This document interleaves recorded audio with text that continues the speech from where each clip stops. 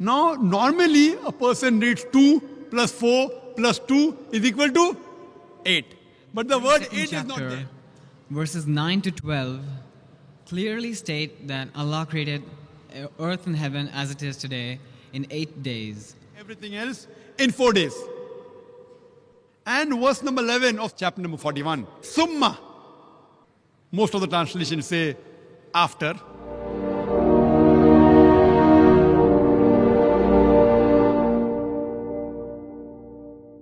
Allah ፍጥረተ ዓለሙን ለመፍጠር ምን ያህል ጊዜ ወሰደበት? 6 ቀናቶች ወይስ 8 ቀናቶች? ቅዱስ ቁርአን በምዕራፍ 7 በአንቀጽ 54 ላይ አላህ ፍጥረተ ዓለሙን በ6 ቀናቶች ውስጥ ፈጠራቸው ይላል። ነገር ግን በምዕራፍ 41 ከአንቀጽ 9 እስከ 11 ባለው ላይ ፍጥረቱ በደረጃ ተጠቅሷል። በዚህም ፍጥረተ ዓለሙን ለመፍጠር ከ6 ይልቅ ጠቅላላ 8 ቀናቶችን ወሰደ የሚል ይመስላል። ቅዱስ ቁርአን በዚህ ጉዳይ ላይ ተቃርኗዊ የሆኑ ሐሳቦችን ይዟል። አልያዘም ካልንስ በሁለቱ ምዕራፎች ላይ የተገለጹትን የአፈጣጠር ደረጃዎች እንዴት አድርጎ አንድ ሰው ሊያብራራልን ይችላል? እርስ በርሳቸው የሚጻረሩ ሐሳቦችን ይዟል ካልንስ ቁርአን እንዴት ከፈጣሪ የወረደ ነው ማለት እንችላለን? በዚህ ዙሪያ የተጠየቀውን ጥያቄና ዶክተር ዛኪርም የሰጠውን ምላሽ ተመልክተን እንመለስ። 7th chapter of the Quran says that Allah created the earth, the heavens and the earth in 6 days. And the 42nd chapter, verses 9 to 12, clearly state that Allah created earth and heaven as it is today in 8 days. What is your reply to that? እንደምን አመሸ ዶክተር። ስሜ ዳንኤል ይባላል። ተማሪ ነኝ። የቁርአን 7ኛው ምዕራፍና 54ኛው አንቀጽ አላህ ሰማይንና መሬትን በ6 ቀናቶች ውስጥ ፈጠረ ይላል። እንደገና ደግሞ በምዕራፍ 42 በአንቀጽ ከ9 እስከ 12 ባለው ላይ በግልጽ ዛሬ እንዳላት ቅርጽ አድርጎ ሰማይና መሬትን በ8 ቀናቶች ውስጥ መፍጠሩን አላህ ይናገራል። ለዚህ የምትሰጠው ምላሽ ምንድነው? በርግጥ ልጁ ያነሳቸው የቁርአን አንቀጾች እነዚህ ነው። በላቸው እናንተ በዚያ ምድርን በ2 ቀናቶች ውስጥ በፈጠረው አምላክ በርግጥ ትክዳላችሁን? ለርሱም ባላንጣዎችን ታደርጋላችሁን?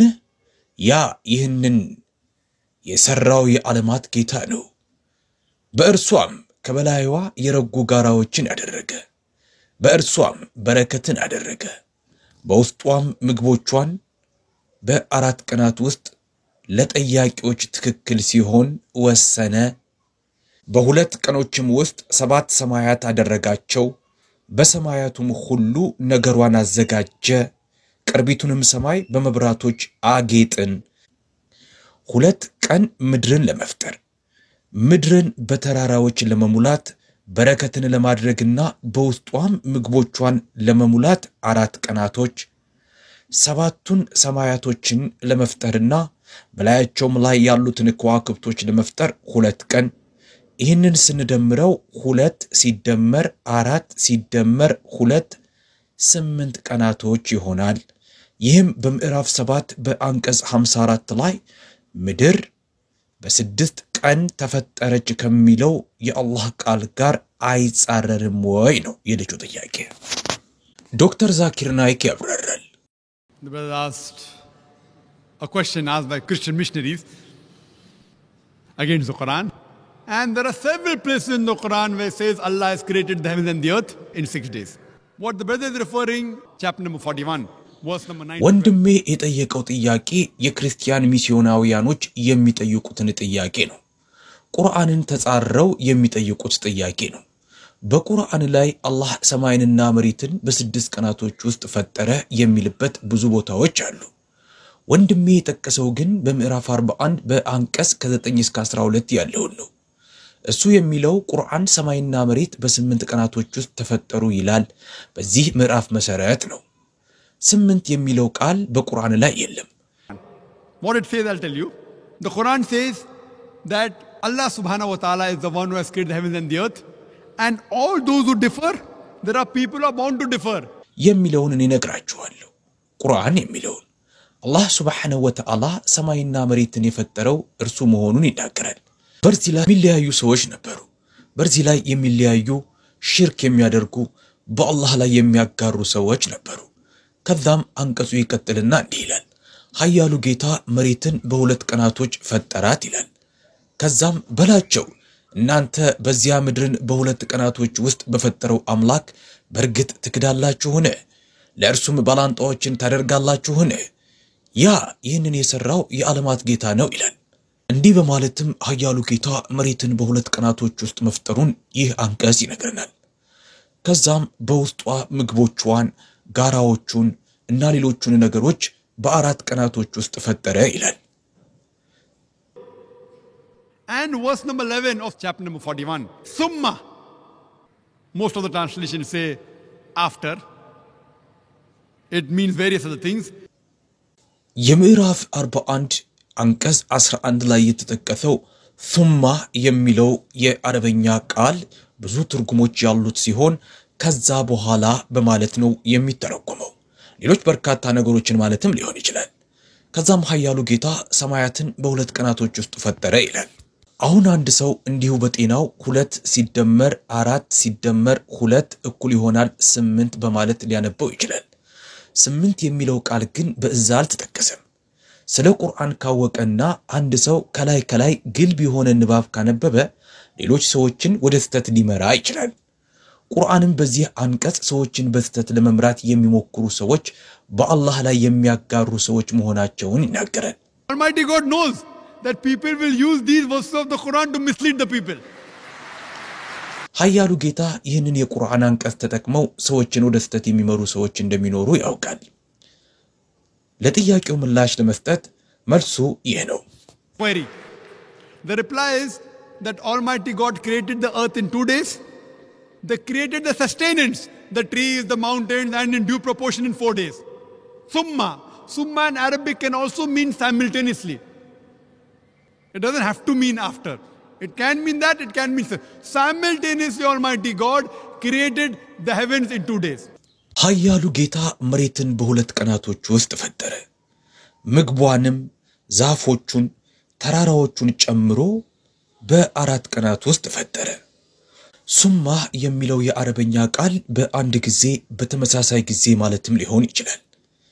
ከዛ በኋላ የሚለውን ቃል ለመግለጽ ብቻ የግድ መጠቀም የለብንም። እንደዛም ሊሆን ይችላል። በአንድ ጊዜ ማለትም ሊሆን ይችላል። በአንድ ጊዜ ኃያሉ ጌታ ሰማያትን በሁለት ቀናቶች ውስጥ ፈጠረ። መሬትን ሲፈጥር ሰማይንም አብሮ ፈጥሯል። ስለዚህ መሬትን በፈጠረበት ሁለት ቀናቶች ውስጥ በተመሳሳይ ጊዜ ወይም በአንድ ጊዜ አብሮ ሰማይንም ፈጥሯል ማለት ነው። ለዚህ ምክንያት ነው አላህ በቁርአን ላይ በሱራ አንቢያ በምዕራፍ 21 በአንቀጽ 30 ላይ That is the reason Allah says in the Quran in Surah Anbiya chapter number 21 verse number 30 Avalam yaral lazina kafaru do not the unbelievers see anna samawati wal arda kanat ratkan fataknahuma that the heaven and the earth were joined together and we clove them asunder. እነዚያም የካዱት ሰማያትና ምድር የተጣበቁ የነበሩና የለያየናቸው መሆናችንን አያውቁምን ሲል ገለጸው። ስለዚህ ቁርአን ሰማይንና መሬትን በአንድ ጊዜ ነው የፈጠራቸው እያለ ነው። ከዛ በኋላ ሁለተኛው መለያየት ተከሰተ።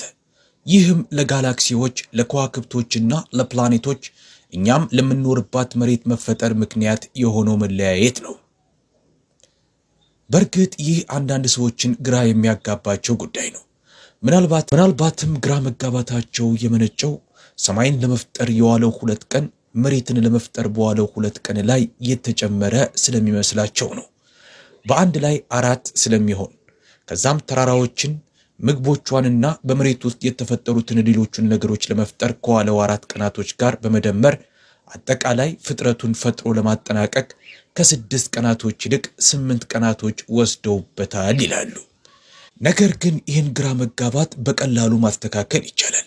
ልክ ዶክተር ዛኪር ናይክ እንደገለጸው 2 ሲደመር 2 ሲደመር 4 እኩል ይሆናል 8። ነገር ግን 2 ሲደመር 2 ሲደመር 4 ሲቀነስ 2 እኩል ይሆናል 6። መሬት ከሰማይ ጋር አብራ በአንድ ጊዜ በሁለቱ ቀናቶች ውስጥ ነው የተፈጠረችው። ከዛም ተራራዎቹ ዛፎቹና ሌሎች በምድር ውስጥ ያሉት መብሎችና ምግቦቿን ለመፍጠር 4 ተጨማሪ ቀናቶች ወስዷል።